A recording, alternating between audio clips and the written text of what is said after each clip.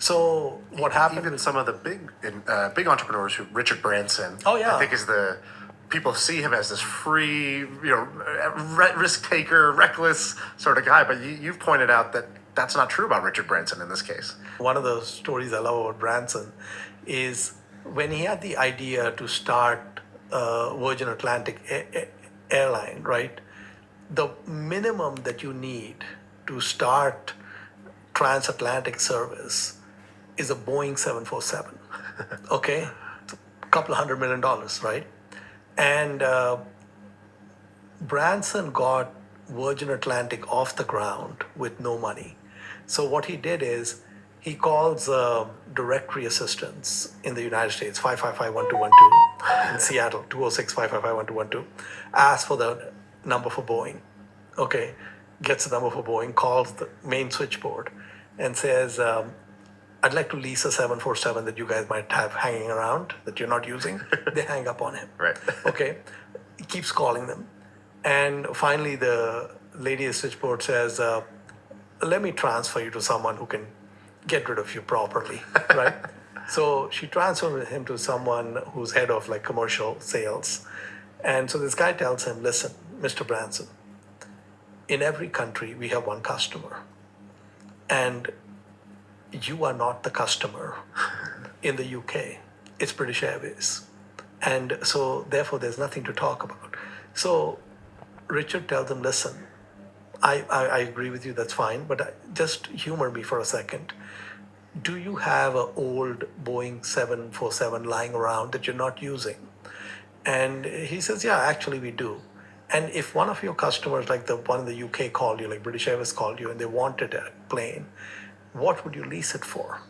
So he says, well, I really don't need to have this conversation, but we would lease it for about $200,000 a month. Okay, $200,000 or $300,000 a month. And Branson was able to convince Boeing to lease him that 747 because he was sitting and doing nothing. Right.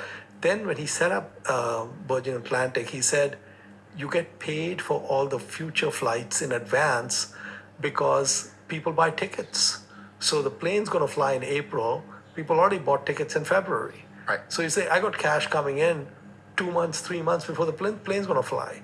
And I'm going to pay for the fuel 30 days after that plane lands. Okay. So he had negative working capital, and the lease payment is also in arrears, right? So basically, he was able to get Virgin Atlantic off the ground with zero equity, right? Now, the way I look at it is that if you can start an airline with no money, you can start any business with no money. Right. Okay? You just have to replace capital with creative thinking. Replace capital with creative thinking. This is the point that I wanted to hit on in this video. There are many of you that are looking to start your home care business. You don't have any money, and you think you need like hundreds of thousands of dollars. Maybe you need to go borrow some money from the bank. That's not true. We're in 2026, guys. We're in the age of AI. There's so many things that are becoming more efficient and very cost effective in order for you to start your business. You just need a little creative thinking. I know many of you are stuck at that stage. You don't even know what to do. Now you're plunging into wage slavery. And many of you that are really good at what you do, you just don't know how to take the next step forward because you're still using the old rules. You're playing in the new game with old rules. You can't do that. Old strategies in this new economy are not going to work. We're now in the AI revolution. We are now in a chaotic economy where things are falling apart. The United States is now a third world country. Nobody has a lot of faith in the system. So you have to move accordingly. You need to understand what time it is. You need to understand that if you're thinking the way you used to think in 2020, now in 2026, you're going to fail. Some of you guys are about to go homeless. I speak to some of you guys, I'm like, man, like, what can I say to you on this channel to make things click? That you're hustling backwards.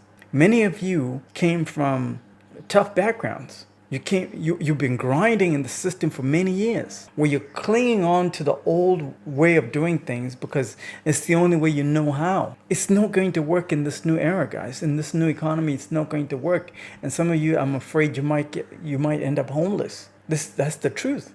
If you're sick and tired of being sick and tired, you're finding that the more hours you put in, the worse your life gets. You need to schedule a call. Let's come up with a new strategy to get you to the next level, because there are levels to this game. Pride always comes before the fall. Don't be prideful. You need the help. Talk to you soon.